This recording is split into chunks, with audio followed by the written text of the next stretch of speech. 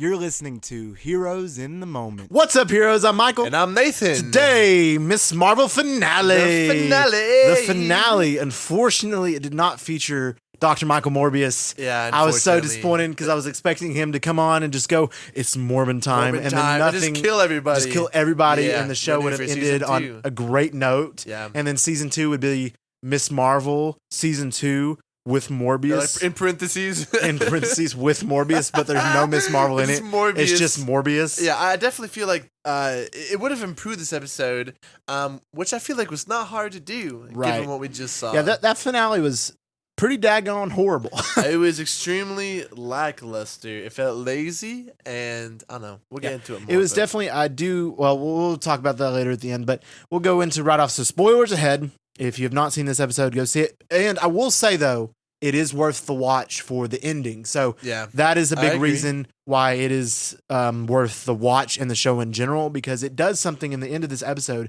that definitely flabbergasted me personally watching it. I was shocked. I was like hyped. I was like, holy cow. You know, obviously it didn't redeem the show or the episode, but it definitely made me, it set up a lot of big things. So I'm excited for that. So we're going to talk about that. So spoilers ahead. All right. So right off the bat, this episode had an extreme lack of Red Dagger in it. Yeah, obviously throughout the series, we've seen what a compelling and interesting character Red Dagger is. And me and Michael just been drawn to him. We're like, dude, we want a spin-off Red Dagger show. Marvel Studios, the Red Dagger. Red Dagger's like a red. And I just want to know, I thought he gave his mask to Kamala, and then he has it again. Yeah, and then he gets it again. Unless he just goes to the local mask store for the Red Daggers. Very good. We got to see him a little bit, but like he didn't have any lines. He should have been there more. Anyway, so of course this episode just did not deliver. Of course, we have a group of friends and Kamala come together to protect Kamran, and it was just super odd. They made Damage Control the villains of the show, which was stupid in and of itself. That felt like a very woke, like, it was, plot to push. It definitely. But like the thing was, it just seemed odd because the whole series, not even the whole series, for a couple episodes, they just tried to show them off as being like intimidating and scary, and they're out to get these young teenagers with the powers. When in reality, like, they're doing their jobs, right? And they're not the bad guys, and I don't know, dude. This last episode was just. Dude, this show just had no like real good villain. It didn't have a good necessarily plot. Like, I feel like they should have just heavily relied on the coming of age storyline that they had in the first 3 episodes, because the first 3 episodes were actually really good. And if they would have kept that going in the build off, I think it would have been better. And then had a villain come in, an actual genuine villain. Yeah, I think it would have worked more so than this. And they bring in the clandestines, they kill them, but then Kamran gets their powers. And then it's implied that Kamran's the villain, and then he's not, and then he becomes unhinged, and then works with Kamala in the end. But then he jumps through a hole. No, redemption, and the Damage Control was the bad guy. So yeah. What was that, Marvel? Yeah, what was that? You can't have one villain throughout an entire season. You're talking about 6 episodes. It's not hard to do. It's not that difficult to do. Holy, and they're just, again, failing again with these Disney Plus 6 episodes. It's just not working. I mean, you think of Miss Marvel, you think of Falcon and Winter Soldier, you think of Hawkeye, and those are probably the 3 worst ones I can, think of off the top of my head. But this one, I think, was the worst, just because those last few episodes, and this episode in particular, was definitely the worst finale that Marvel Studios has done. I think so too. Before this, it was Hawkeye. I felt like, but man, this episode just took the cake. It did. It just didn't have anything compelling about it except for the ending. And then, it just made me mad the whole time. It was super unrealistic, for one thing. The whole school scene, them blocking a SWAT team and with fire extinguishers and shooting baseballs at him. I mean, we got 1 adult and 4 teenagers, and somehow the adult is just gonna sneak through a window. Like, Damage Control and the 50 police officers aren't circling the building like as we're talking, and then they fight these guys with these powered weapons to take down individuals like them with baseball bats, and they're riding around on bikes in the school with fire extinguishers. Yeah. Dude, this was just Disney. Like, this felt even more Disney than Disney. You talk about teenagers trying to beat a SWAT team. I mean, it didn't even feel like Disney, because, I mean, when I think of Disney, I think of, pretty well-rounded plot about this kind of stuff with super family-oriented. This, I think, was just super sloppy writing and just super put together. Man. It reminded me of like an off-brand like movie that like some off-brand studio would produce and just sent out there. Like, I don't know. I will say I was even surprised that they were able to catch, like a good part of them. I thought they were just gonna come off as like invincible, like Home Alone plot. Right. We're able to defeat the big bad government agency. Right. but at least the SWAT team did eventually defeat them. Yeah. So I was glad about that. But well, at least they got like instantly shot in the back after that with the shockwave. Which doesn't make sense because in another scene we see a shockwave like take out a big chunk of a wall, and as far as we know, they don't necessarily know who is powered and who isn't. So I assume they wouldn't change their settings. I mean, I guess they did change their settings. Dude, I don't know, man. Yeah, it's super inconsistent. Super the whole time. Like there was so much horrible dialogue that just the acting wasn't too good. Dialogue, dude, that whole scene was just laughable. We're just sitting there like, bro, what is this? What is this? I know. It was funny because we kept making memes the whole time and just talking about like what would happen and what would make it better in a stupid conversation. What if Morbius showed up? What if the Red Dagger showed up? The Red Dagger showed up, but unfortunately that did not. And it was just not that fun. And we do see Miss Kamala get her suit. Which her suit is great. It's super comic accurate. I love her suit. It looks cool. I didn't appreciate the introduction of the suit. So her mom just made it? And when did she have time to make it? Well, think about it. With a suit like that, detailed and complex, it would take weeks, if not months, to make. Right. And that months was long before the mom supported her. We didn't even know the mom supported her until this episode. So where did the suit come from? It wasn't from the grandma, apparently. I don't know. Yeah, before my daughter has powers, let me just knit this suit in case she does get powers. In the comics, I can't remember exactly, but I always thought it was implied that she would make her suit or she made her suit just because of the cosplay she does and being a fan of these characters. I think it would have been cooler and made more sense. And I know she got the inspiration from the broken necklace in Pakistan, but still, it just was not really that great. But the suit itself looked great. I will say the suit looked good. It looked good. That's very one thing that Marvel Studios has been doing really well in Phase 4 is the suits. They have done really great job. Like Scarlet Witch was fantastic. Yeah. The new Captain America was fantastic. I'm trying to think of who else had a really good suit. Hawkeye, they had a good suit with the purple one. Yeah. Right. So they've been doing really well with the comic accurate costumes now, but the show, of course, didn't support the goodness of that. So that was the thing. And then, of course, we see Miss Marvel seemingly being an expert of her powers. Yeah. After about a month of training, we see her like freaking Spider-Man jumping off the walls, taking down all these agents. Right. Yeah. They're just not believable, man. No. It really isn't. We got to see one training montage, and that was it. That was it. Like really, they could have definitely done better. And of course, she ends up saving her Comron and punching a hole in the ground. That was the stupidest thing. Yeah. So that whole scene was extremely dumb. Apparently the whole time the damage control was going against the higher ups in the damage control. So they seemed like they were trying to stop the problem, but then Cameron was the real problem. Then he's good 1 second, and then he's like, my mom died, didn't she? 1 second. And then he turns completely like sociopathic and starts like trying to kill everybody. And then Kamala's like, no, you shouldn't kill everybody. He's like, you should not do this. He's like, you're right. I shouldn't. And he goes, in fact, I'll help you escape, even after everything. So she punches a hole into the ground, and the dude disappears. Yeah. How is the man? And he's supposed to, he is a villain in the comics. So it's like, okay. They're like, you know what? How deep was that hole? He can't just be bad. He has to be redemption. Like, and the next thing you know, he shows up in Pakistan talking to Red Dagger. Like, I think they mentioned something earlier about like him escaping like through the harbor or something. Yeah. But she didn't have enough time to move her fist like all the way to a different location. It was just like one punch. Then it's like one big old punch. I guess he could do that with his powers, but so he's just like the freaking Mole Man. Mole Man would have been great in this show. Exactly. He's a Marvel character. Yeah, he's a Marvel character, and he would have been great in this show. I would think, actually, to be honest, like he might have worked here, but instead they choose to do damage control as the villain. So damage control, which. They weren't even villain the whole season. We see him just looking around for Cameron, but like we were talking earlier, and before this episode, everyone had widely considered the Flag Smashers to be the worst. But at least they were organized. They had like a common goal in mind, and this was not the case. No, with not at all. Damage control. So that's what happens pretty much in the general part of the episode. So other than that, it was definitely weak. I actually would go to say that this was probably the weakest episode of the entire series of all 1 through 5. If I'm being, or 1 through, out of all of the 1 through 6. I don't think I can disagree with you there. Like, I think it very well might be, because 1, 2, and 3 were actually pretty good. Yeah, like you said, the coming of age storylines were really good. Right. They felt natural and authentic. And then 4 and 5 are kind of like okay, and then this one was just like bad. So yeah, it's booty cheeks. Yeah.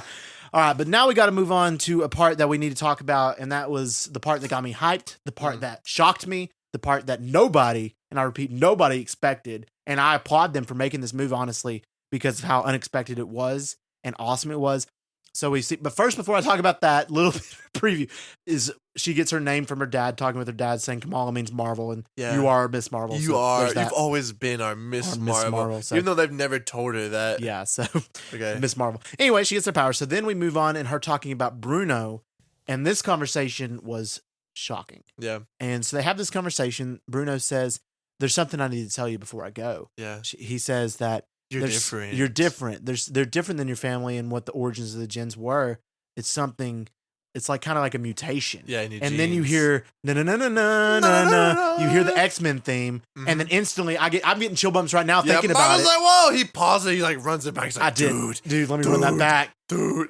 And then she goes, and then she's like, huh. And then it ends there, the episode, and I'm like, holy cow, they just did that. Yeah. So like they're completely changing it. They're like, we don't want her to be associated with Inhumans. We're like, screw Inhumans. Terrible plot. We don't want them in the MCU anyway. We killed Black Bolt in the most gruesome way possible. They can always bring him back. They could, but I don't think they're going to, if I'm being honest. Instead, so they get rid of the Inhuman idea, and instead of trying to make her just go in the full Jinn, they're making Miss Marvel a mutant. And I actually don't have a huge issue with this. I'm like, okay, they want to bring in, mutants to the MCU and talk about how they exist. And now we get confirmation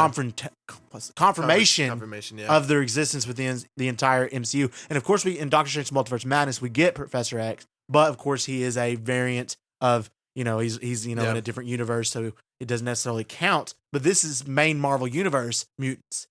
We get that confirmation and instant chills. Yeah, I definitely do like that they've introduced it. I just have like some questions, I guess, associated with it. First of all, like, I don't know, I feel like the show has kind of butchered the character just a tiny bit with the writing. So I'm a little disappointed to see our very first mutant as Miss Marvel.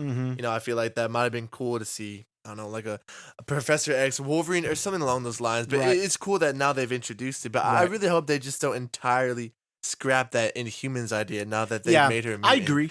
But I still think there's potential for those characters, for their projects that never got released. And I get that. I completely. But I still want to see like those different like factions, with the 4 and then the Inhumans and then you got the mutants and all that stuff. I still want to see that. So like you said, taking this like kind of change, it fit like with her powers. It explained why the Bengals like worked so well, like why she was different.